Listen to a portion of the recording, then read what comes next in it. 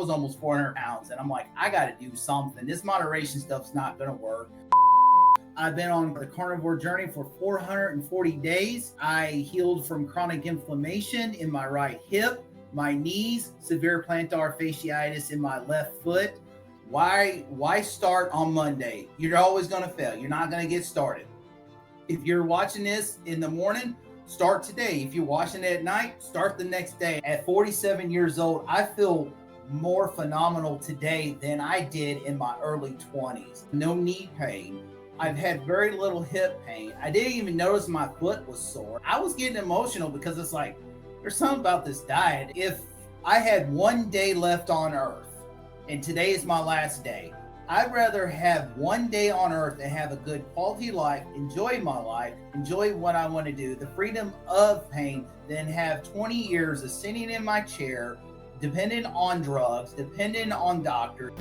Dr. Barry was the one that I discovered. He saved my life, and he could do the same for you.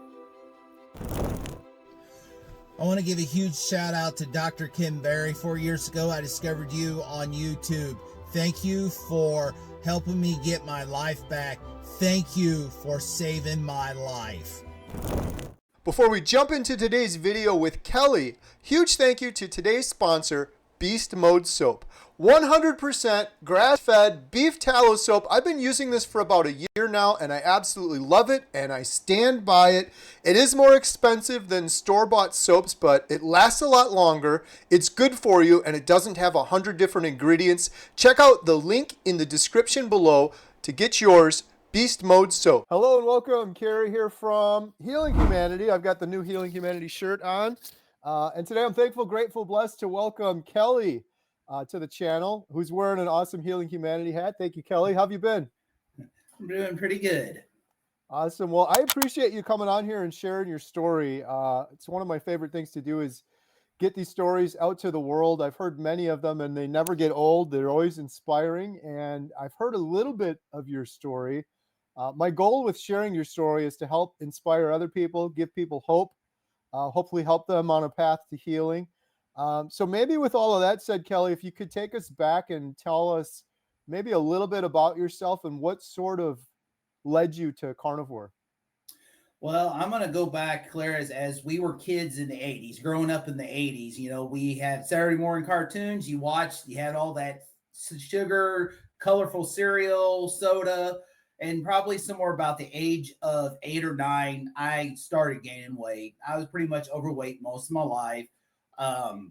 Growing up, my dad smoked cigarettes. I hated it worth a passion, but as I grew up as an adult, peer pressure fall, and I fell into that addiction to smoking, and I smoked for 9 years.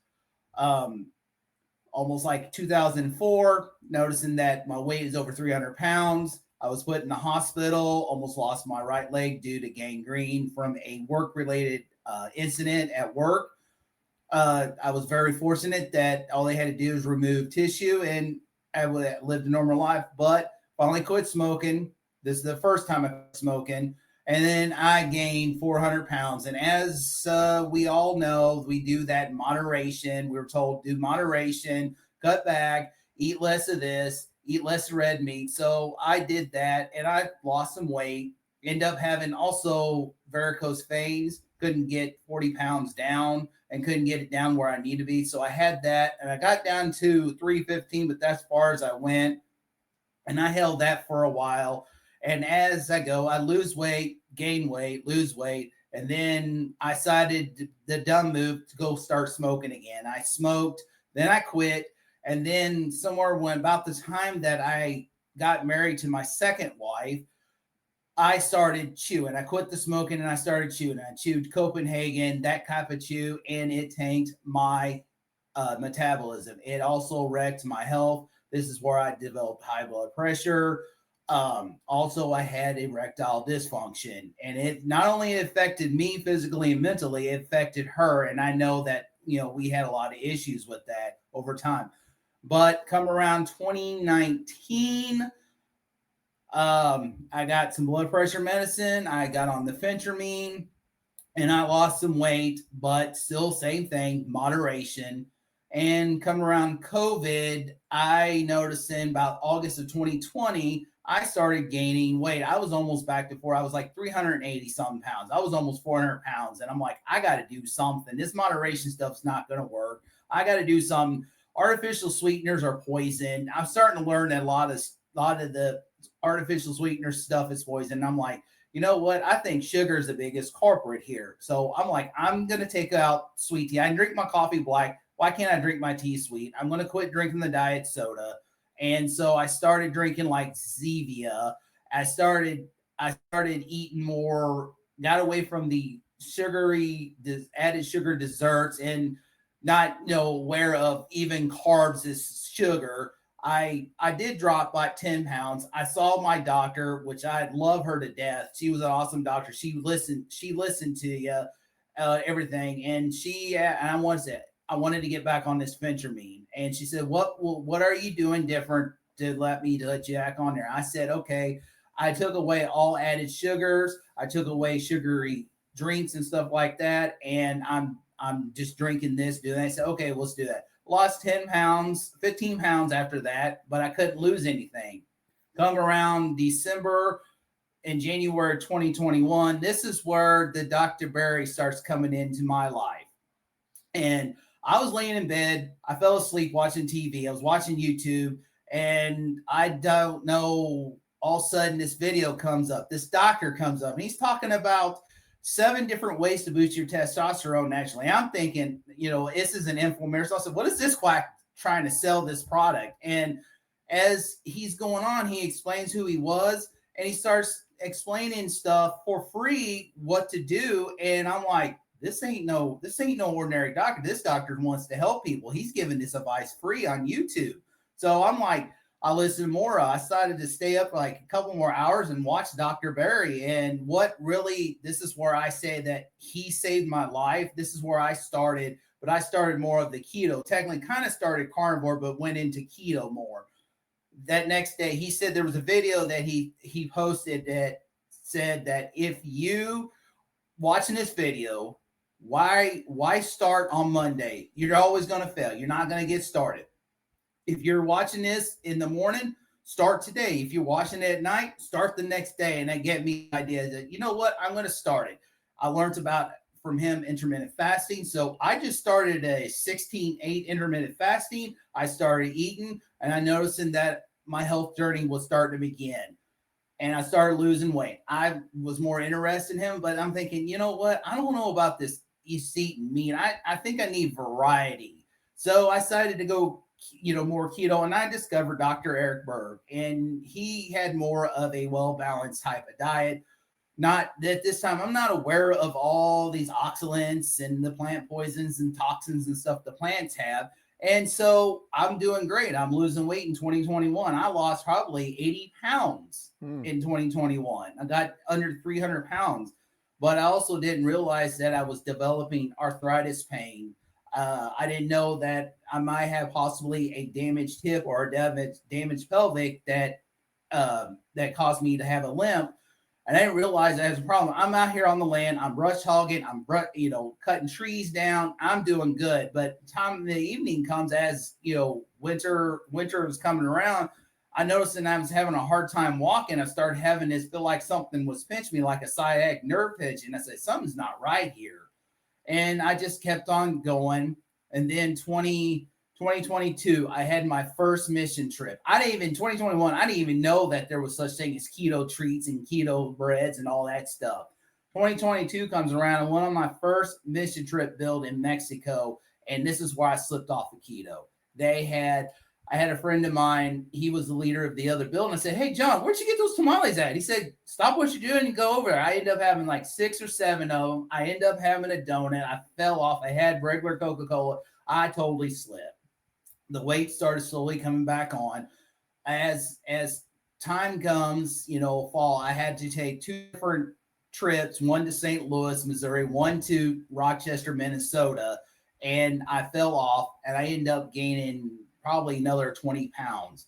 And so, but also as 2023 comes around, I started developing more of chronic inflammation, essentially in my right hip. I started having knee problems. I had severe plantar fasciitis in my left foot from pressure, putting too much pressure, trying to favor the right hip.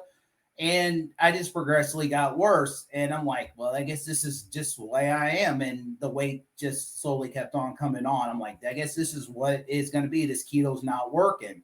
I also discovered the keto treats and the keto breads and all that. And I already knew by then that seed oils are poison, but not aware of, they said, oh, this is keto, but it's not technically keto. It's just a bunch of garbage that they just label keto.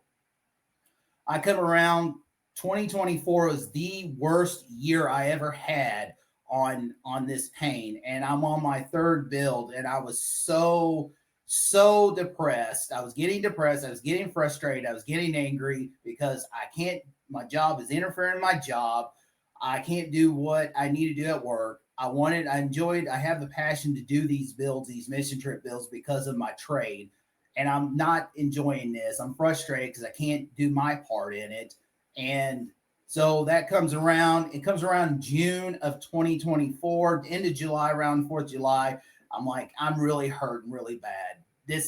I'm having fights with my daughter because she wants to be active. She wants to out do something. All I want to do is go home and rest. That's all I want to do, sit in my chair and rest because I'm in so much pain.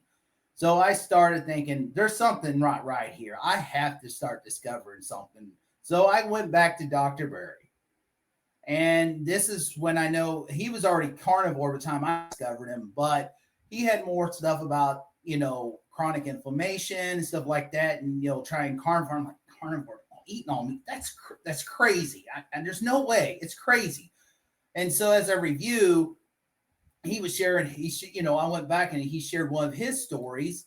And then I decided, okay, I'm going to review. I discovered Lily Kane, and she had an incredible healing story, just the carnivore, even though she's more animal based today and eating, like a Paul Saladino diet, but still she used carnivore. And then this is where I discovered you. I discovered HomesteadHow. I discovered you. And then I watched you. I watched this man had an incredible journey of all this. And I'm like, all I have is chronic inflammation, but this man, he just healed from heart disease, type 2 diabetes, depression, obesity. And I'm like, I'm going to have to listen, some more. So I watched some more of your videos. And this is how I come across Bill Knott. You're already within a year. After I discovered you were already on your second year of carnivore. I discovered Bill Knott in the one video. And I mean, it got me into tears when you're trying to reach out to him because he's on his last leg. And it's incredible to watch a man that's 700 pounds that is trapped in his home, trapped almost near death, turn around and change his life with carnivore. And I'm like, okay, I'm getting more skeptical about it. I'm like interested in it. So I'll keep on going, but I was like, still, no, this is crazy. So I watched more. I discovered Steak and Bella Steak and Butter Gal. I discovered Laura Spath and her husband, Chris, and those incredible stories. And I think a couple others. And then I think the last one was Carnivore Quest, Larry and Cassie. I discovered their channel and the incredible journey that they, have, even though, their struggles, ups and downs, but still it was incredible. Watch all of you all do this incredible healing journey. And so come to the carniversary date, July 26th. I am in so much pain. We had apartments. We had a heavy rain. We had apartments that flood, and we had to get new flooring. We're going to put new flooring into this apartment because the water extraction man destroyed the other one. And so I'm like, I'm in there. I'm looking out the window. I'm waiting for my manager. So we have the game plan. And I'm like, I'm going to go home and I'm going to rest. But I'm going to tell him, well, this is what we're going to do. I don't know how we'll get it done. We'll get it done. So I decided, he comes, we talk. And I said, I'm going home. I'm hurting so bad. I'm so chronically inflamed. I can't hardly walk. And he said, okay. And so I decided to hold it out. And I said, you know what? I'm going to just try today. I'll give it a try. I'm going to give carnivore a try. So I did.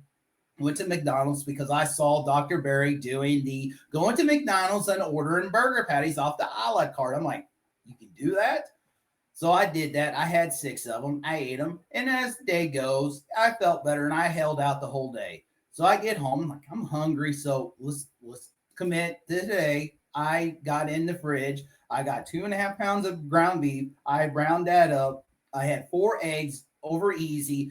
and 6 pieces of bacon. I ate everything and I was completely stuffed. And I'm like, we'll give it a test. I bet I'll gain some weight with all this food and a lot of this fat. I get up and on the scales, I'm like, I weighed on day one, I started, I was 338. And I get on the scales and it's like, this ain't right. I shouldn't have lost 4 pounds. I should have gained weight. So I'm like, you know what? I'm feeling pretty good. Let's give this another day. Get another day. I had the same thing. Weight dropped again the following day. I'm like, okay, we'll give it another day. I decided to have a couple ribeyes.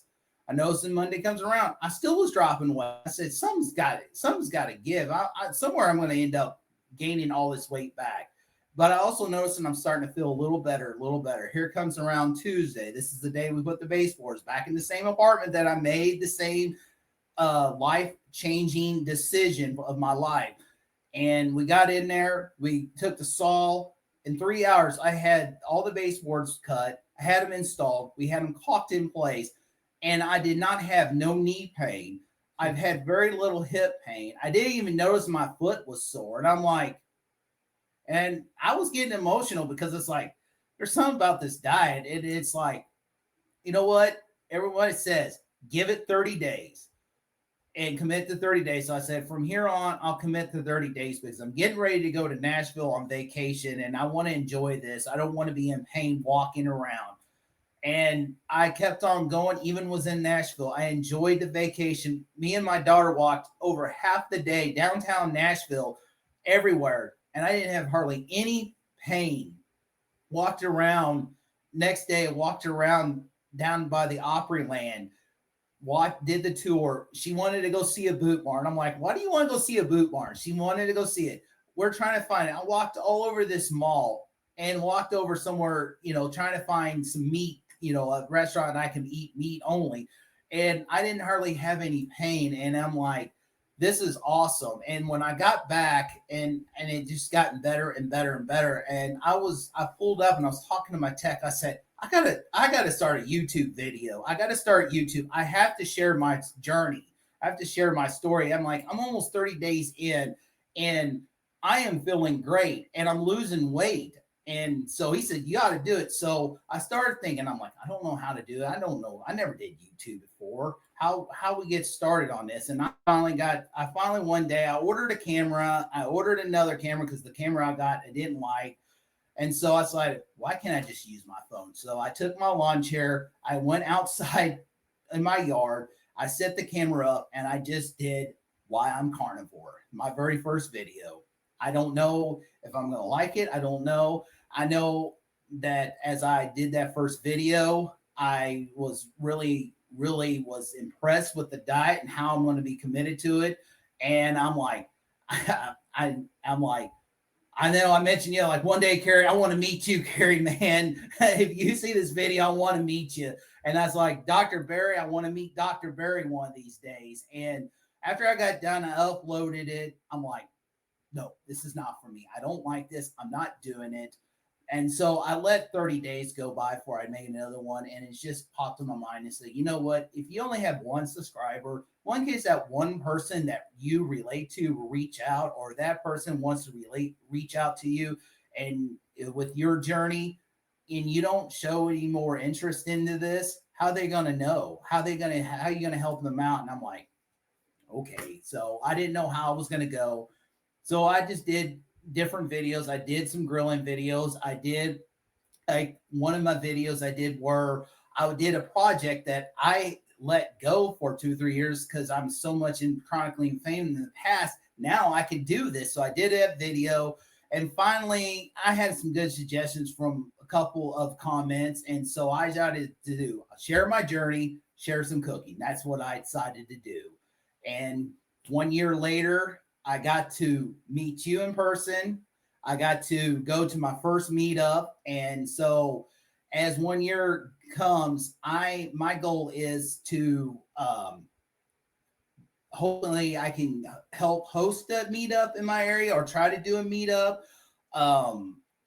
I am now, as I'm in, I think 440 days into carnivore, I decided as I'm brush hogging the property, I'm doing all this stuff. I decided I am going to get this homestead. I had a passion to do a farm. I grew up with horses. I grew up around cattle. I grew up going to my grandfather's farm, and I loved it. And I had a passion, and I always wanted to do a homestead. I wanted to have my own chickens. I wanted to have my own, animals. And I'm like, I'm going to start a new. I'm going to venture and start. I'm starting to plan on starting a new channel as I'm using Broken Carnivore as a helpful tool to reach out to people. I want to start a new adventure as starting a homestead on a budget, and share my journey as going from having so much pain, so much chronic inflammation to freedom to have a homestead. And I'm hoping that next week I have my first video out. I've already started preparing the channel. I got my bio on it. So hopefully next week I have my first video on that. Oh, that's exciting. It's an adventure. That's incredible, Kelly, man. I'm so happy you found healing. I have a couple questions. I'm just thinking, when you were talking about keto earlier, what are your thoughts on keto? Like, I think keto is great. I get into trouble sometimes. I'm being cautious right now. I get into trouble sometimes because I'm like, I don't know if I ever would have started carnivore without keto. But my problem is I am reluctant to just go out there and say like keto is the best thing in the whole world, because I see so many people like you, your story sounds just like mine, that do keto and we can't moderate it. And on keto, we're basically told you can have 20 carbs, just like you're telling an alcoholic, you can quit alcohol, but you can have a little beer. That'll be fine. And I see it unsustainable. So people get mad at me because they're like, you're so dogmatic. It's just this way or whatever. I'm like, anybody can do whatever they want. I just want to be careful advising people. I did keto like that for years, where it sounds like you did too. Like ups and downs and ups and downs. And so at your worst, you were at 400 pounds? 400 pounds. Yes. Wow. Do you feel like there's something to this whole moderation thing? Do you feel like you just can't moderate, or is it like probably most people can't moderate, they just haven't realized it or are admitting it? I can start out moderate, but over time, when you try to moderate, you tend to feel like you're hungry. You feel like you're depriving yourself, and then you end up wanting to have more, and then so you go off the track, and it's like, I wonder if I can just have this one little bit of ice cream, and before you know it, you have a large milkshake, and then the next thing you know, you have this, and it's not sustainable. Just like keto, it's a great way to start, because if I didn't discover Dr. Berry, I'd probably be severely obese by now. The way I was gaining weight fast in 2020, but that was a good helpful tool. If I knew more about the effects of the plant toxins, like in spinach and stuff that I ate, it might have been a little bit different, but still, I think it was a good tool. But with the keto treats, even when you make your own keto treats, I wasn't sustainable because I wanted more and more and more. With carnivore now today, even time to time, I will make Kiltz's ice cream. Time to time, I use monk fruit sweetener in the cabinet. I just put a little bit on that, or I do like Courtney Luna did with pork rinds. I put a little bit of cream, a little bit of that, and I don't have a problem with that. Versus when I did keto, I wanted this and I wanted that. I wanted more and more. I don't know what it was different between there and now, but I think it's because I feel more satisfied because I'm getting more of the fat instead of the carbs. Right. Yeah, I'm with you on that. So do you feel like Dr. Berry saved your life finding that video? Like what would have happened had you not found that 5 years from now, 10 years from now? I'd probably do the same thing, try to do moderation. I'd probably still be on blood pressure medicine because I started out with 10 milligrams, and then I slowly got down to 5. Last year I went to 2.5, and I just stopped taking it because it wasn't even, I'm like, I'm not even seeing any difference with it or without it. And my blood pressure has been staying in check between when I wake up every morning, sometimes it's like 111 over 60 something. Like this morning, it was like 118 over 63. And I'm like, and I hadn't been taking blood pressure medicine since June. But yeah, I would probably be a type 2 diabetic because not only it runs in the family, with the sugar and stuff, I'd probably be type 2 diabetic, or I'd probably already had a stent in my heart. A lot of people that watch my channel think like you thought and like I thought initially. This is crazy. How could you just eat meat? People also think it's going to be boring. It's going to be too boring. It's going to be too hard. It's going to be way too difficult to only eat meat. How has that been for you? Has your perspective changed? Because day one, right? You're like, this is nuts, just eating meat. Yeah. Well, what changed me is like when I started eating meat, there is variety in there. You just have to be creative.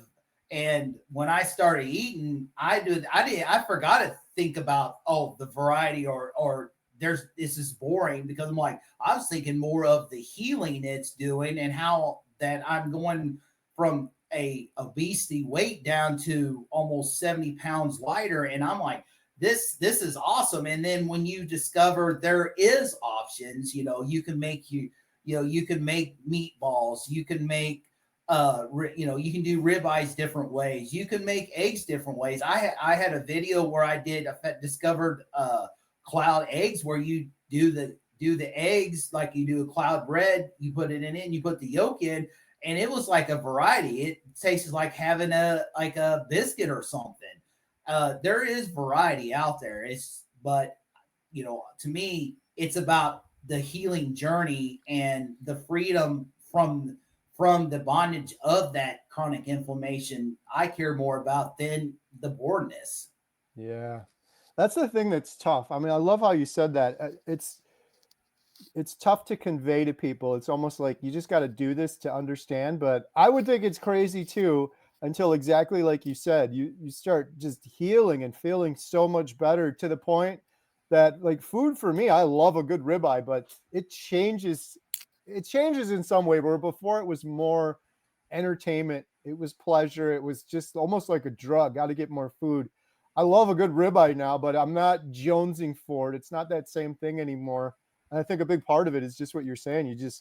You're satiated, you're full. It's a little bit more like fuel. It's just a necessity. A car needs fuel to run. A car doesn't need fuel for entertainment, right? It's just, Yeah. it kind of changes the whole thing, and it's really hard for people to wrap their brain around. I know I wouldn't have been able to understand it before starting, but once you just got to, I tell people, just do it. Just give it 30 days, try it. Like, what do you got to lose? Whatever you were doing that led you to this point is what you probably should be more scared of than trying carnivore, if you're all inflamed and sick all the time. Yeah, that's the way I see it. Because, well, I have people say, well, how can you do it? How can you stay this long on carnivores? Because I'm not thinking about food. I'm thinking about the incredible journey that this food is not for entertainment, it's for fuel. And I am thinking about having the freedom of moving, the freedom of able to get out and do things, than just sit in my chair.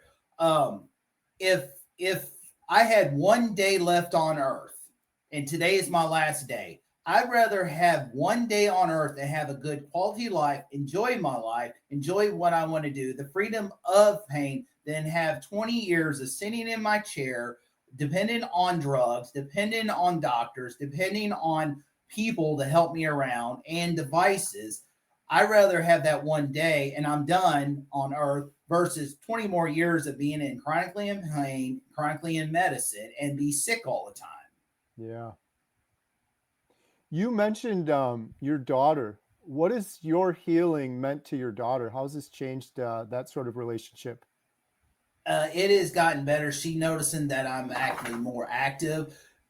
She's not carnivore. She talked about it several times, but being in school with her peers is kind of hard. And I'm not forcing her to do it. I'm just leading that example and hoping that one day that she does change to carnivore.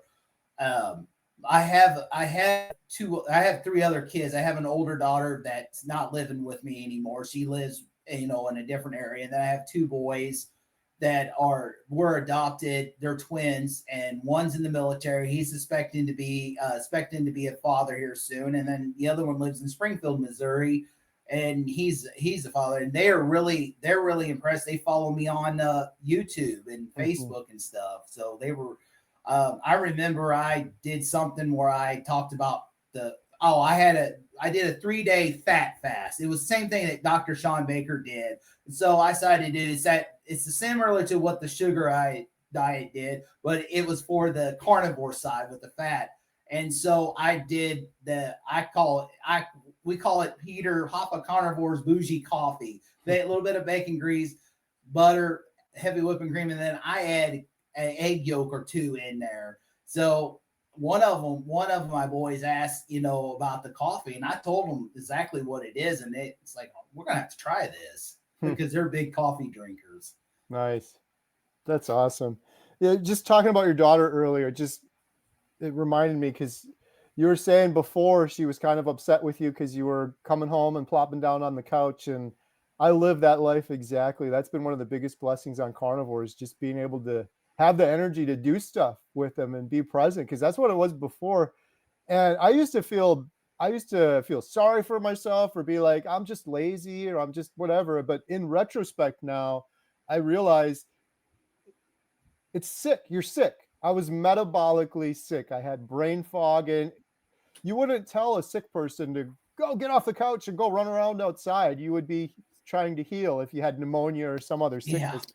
That's one of my big realizations on carnivore is too often we look at just the weight. Oh, we're going to drop some pounds. But yes, you lose weight on carnivore, but it's because your body's healing everything.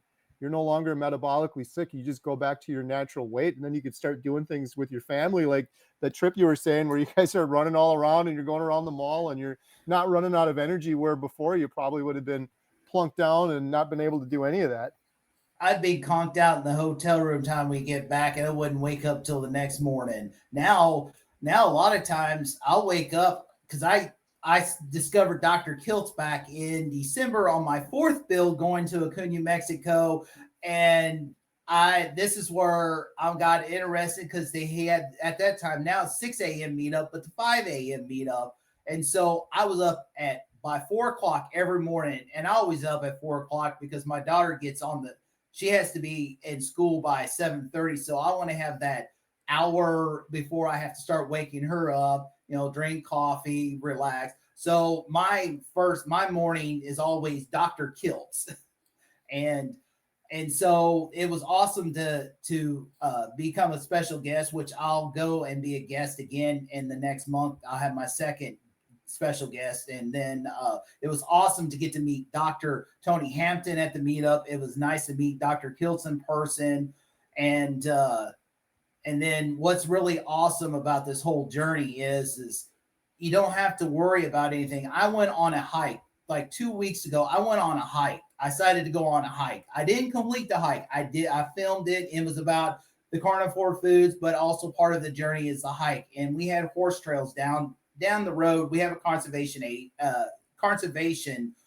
place down the road that had horse trails, and most of these horse trails at one time my dad built. I went on a few of them on those hikes, and when I was a kid, I'm like, I didn't like this, but I enjoyed it. Now I stopped halfway, took it in, and so when I started up, I noticed in that the hip was kind of locking up, and this is where I probably have a possible hip damage. It's not chronically inflamed, but it was getting where I couldn't hardly walk.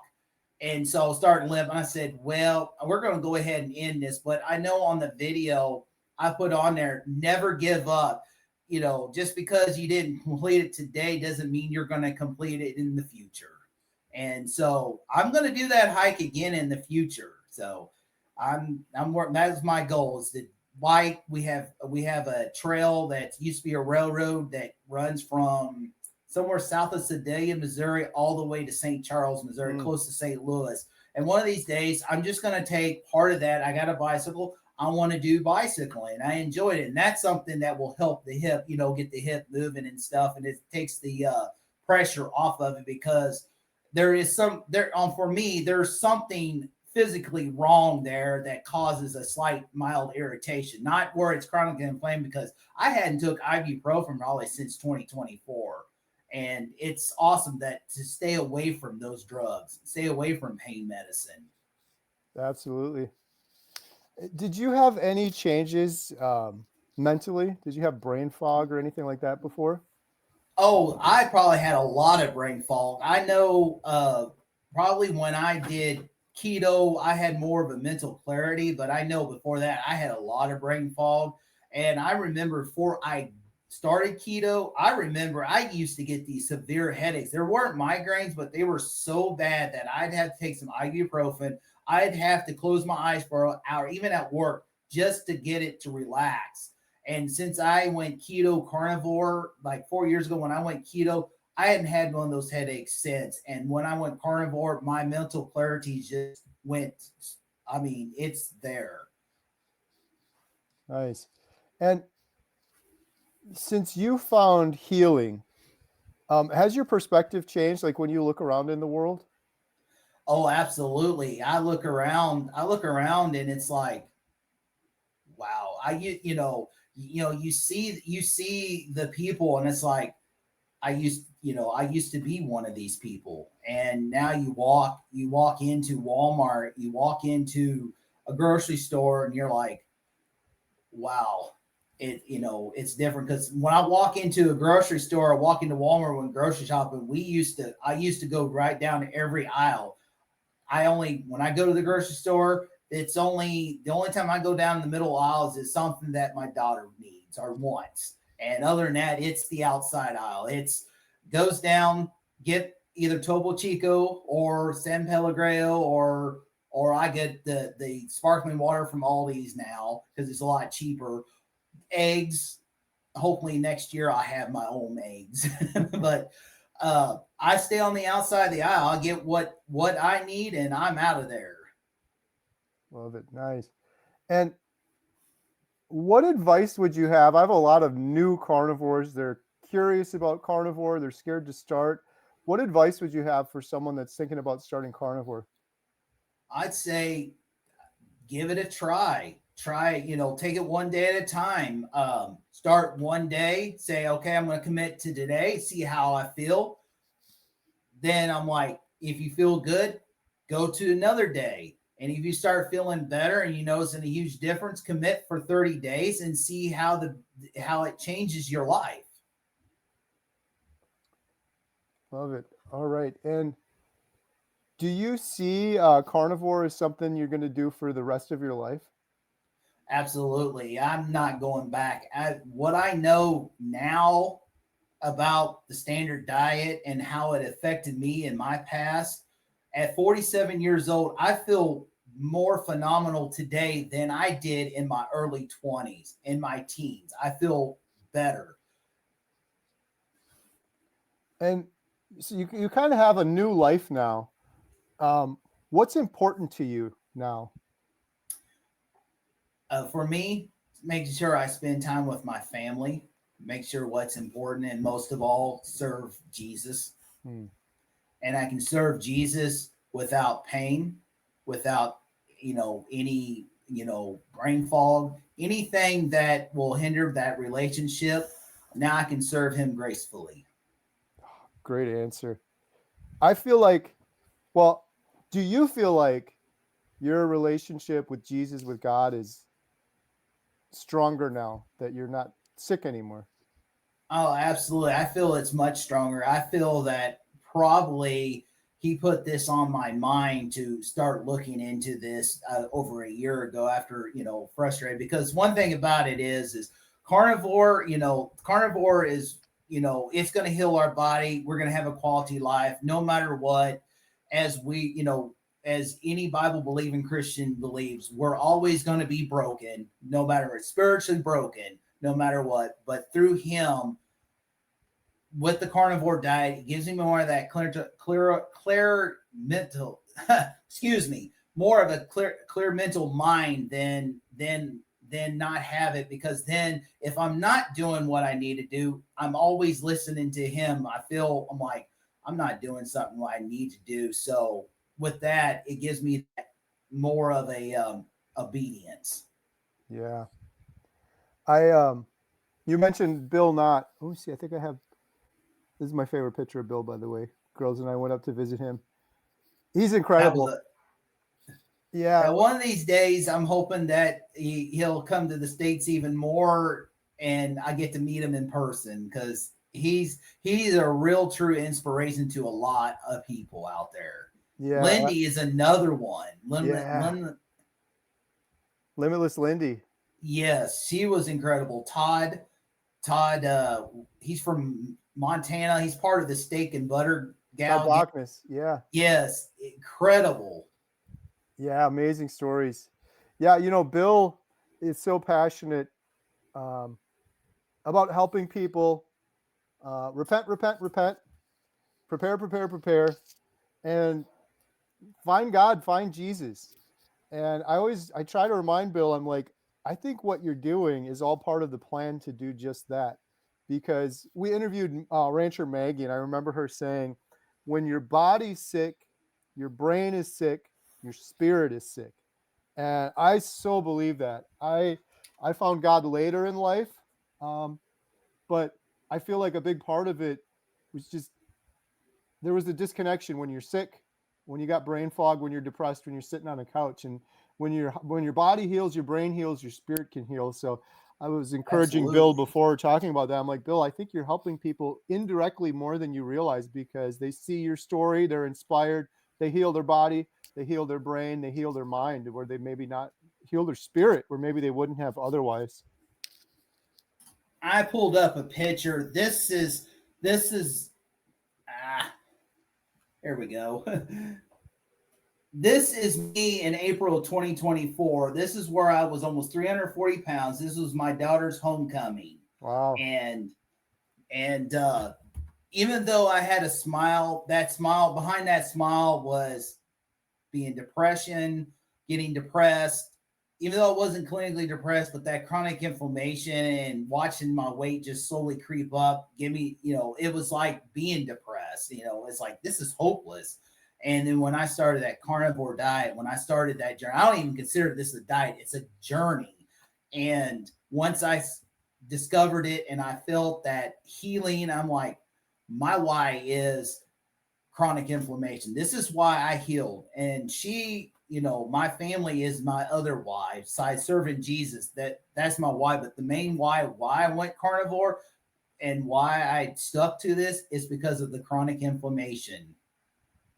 I love it. That's like an important why. And I hope people listening take that in because a lot of people, they're oblivious to inflammation, chronic inflammation. Most people in the world, they're just, oh, you can't eat meat. You're going to clog your arteries, which is completely false, by the way.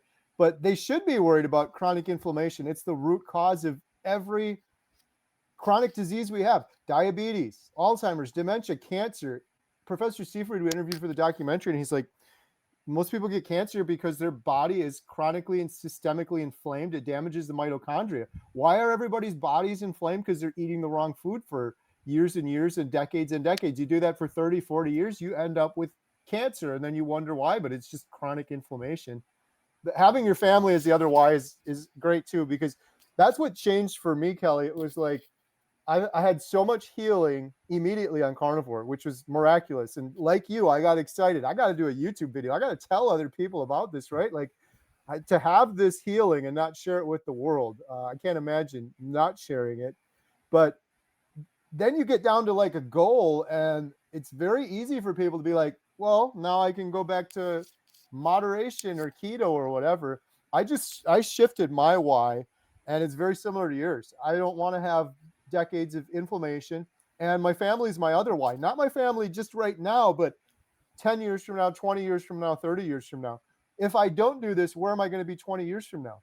In a long-term care facility or on a mobility scooter rolling around at Walmart? Am I going to walk my daughters down the aisle? Am I going to die of a massive heart attack or get cancer? We had a big thing in my family with my girls and my wife where it was a big family get together, and we weren't judging anyone. It was just feeling bad, like that was us, but everybody was sick.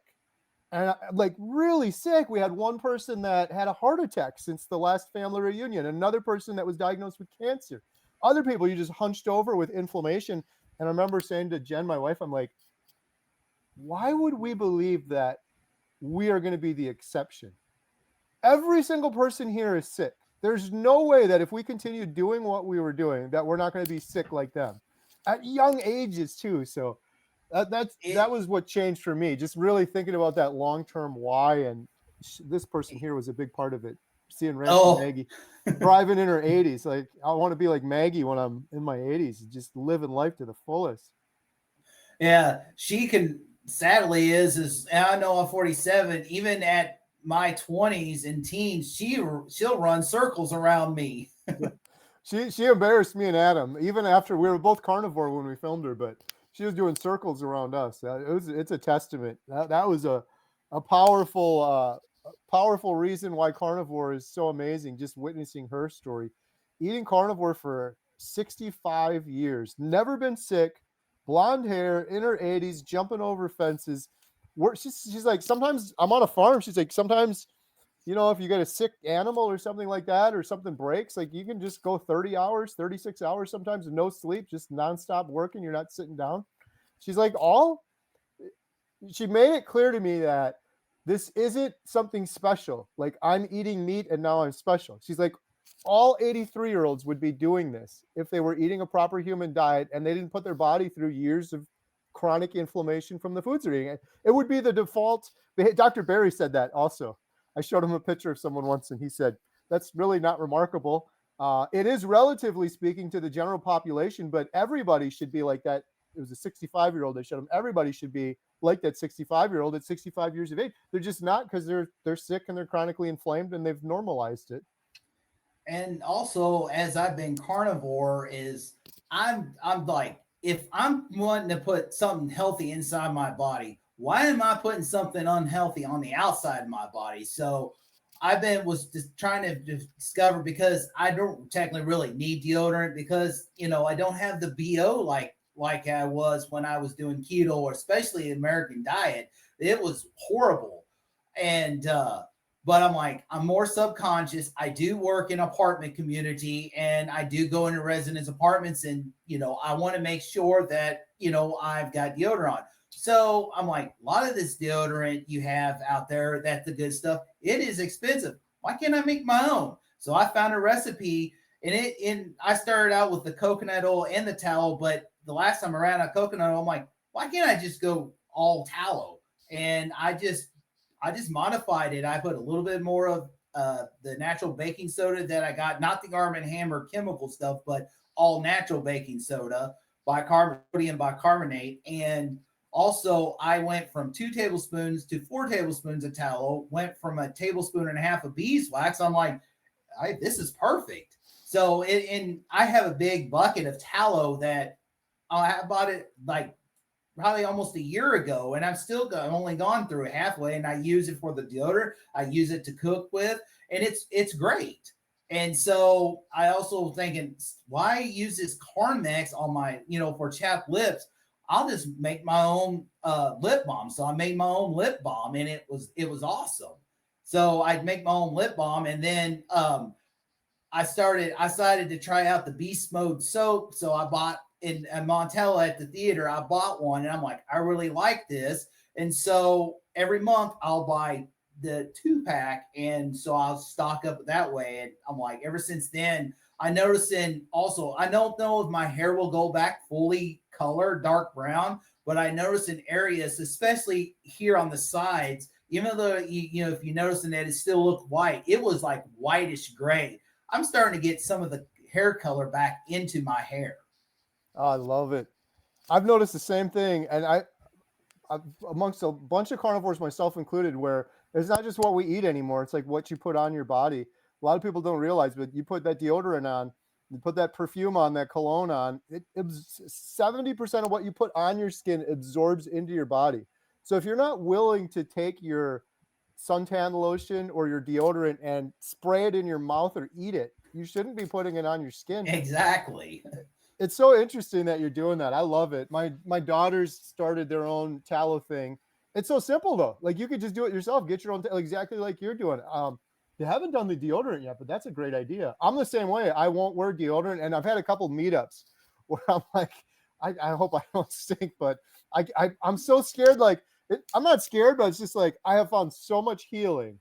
And then you look at the ingredients on there, and there's aluminum and chemicals and stuff in it. It's like, tallow is the way to go. tallow should be like the only product a carnivore needs. He's like, you can put it in your Yeah. hair, deodorant, you can use it for chapstick, you can cook with it. It's like the only thing. It's great. Like it's in my hair right now. There's tallow in my hair right now. And it's like I'm not overhyping it. Like do your own tallow, just like Kelly did. But it when I used to use like hair gel or product or whatever that junk was, you look at the ingredients, it's full of chemicals. But my hair, it would be like dried out. Like I've gone to bed, woke up the next day, rolled out of bed, and my wife makes fun of me. It looks just like this. Like it's the same thing. It's just the tallow. But I used to have like dandruff really bad, and with that, when I went for that, the beast mode soap, I'll do the tallow once a week before I take a shower, before I wash my hair. I will put the tallow, pure tallow in, and then I will do the beast mode. I'll wash my hair, and like I have very little dandruff now. Like I won't flake like I used to. Used to be I snow. It'd be like snow in the summertime. yep, same thing with me. And I had this like white patch that went away. It completely turned black here.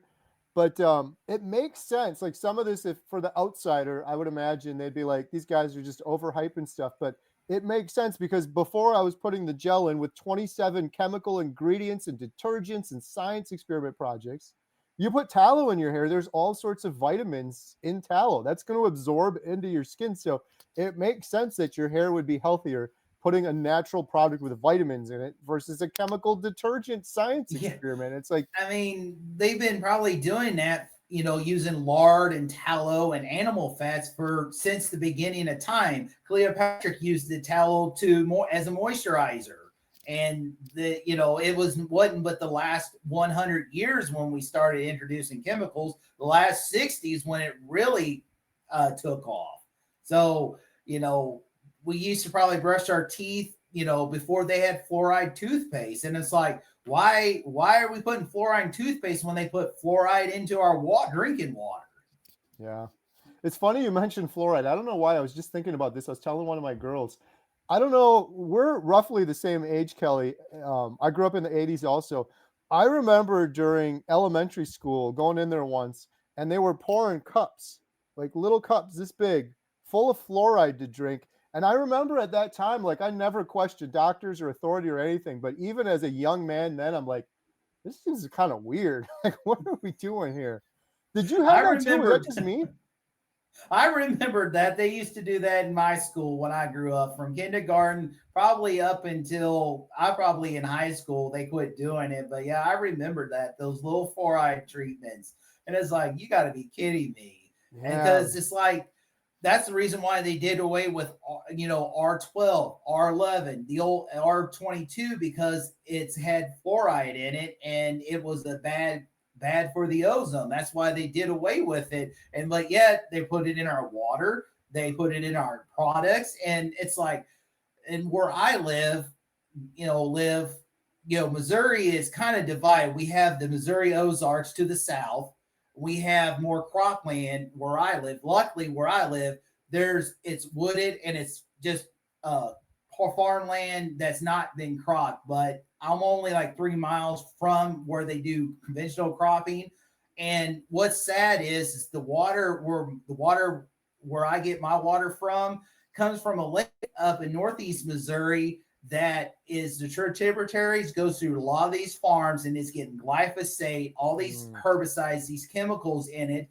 I don't know if Wisconsin has the issue with like we're here in northern Missouri, northern part of the biggest part of Missouri, we have this wasting disease with the deer. So when you go, especially in the county I live in, you have to actually take your deer head so you can have it tested to see if it had that wasting disease.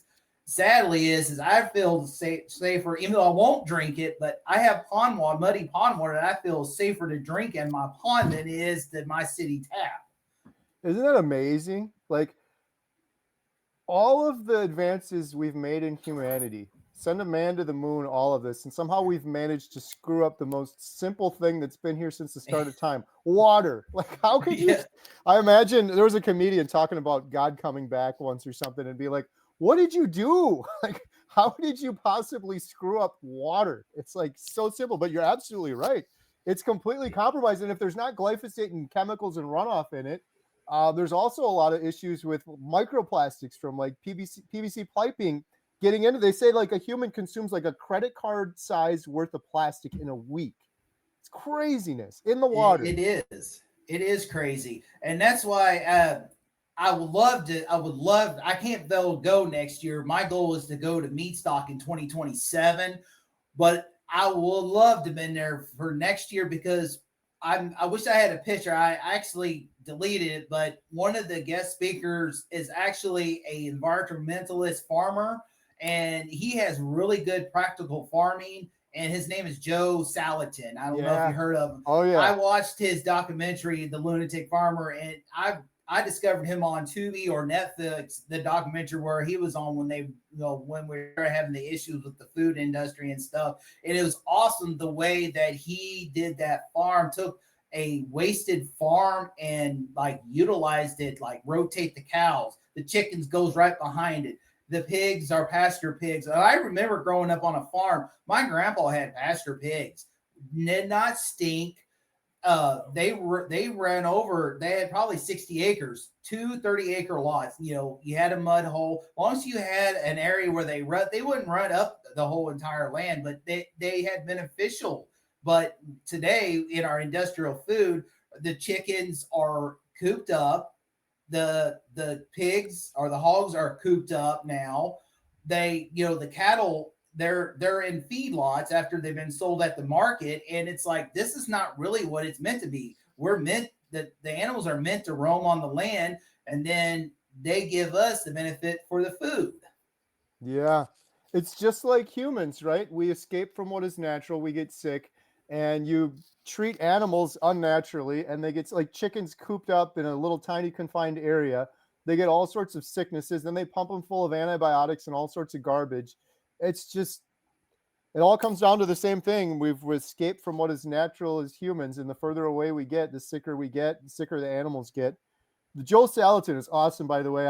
I started out doing homesteading YouTube channels, so I used to watch him on YouTube way back in the day. He's incredible. I'm going to meat stock. I'm very thankful and blessed, but he was. It's funny you mentioned because I'm looking forward to meeting him. That was one on there It was as a awesome because homesteader.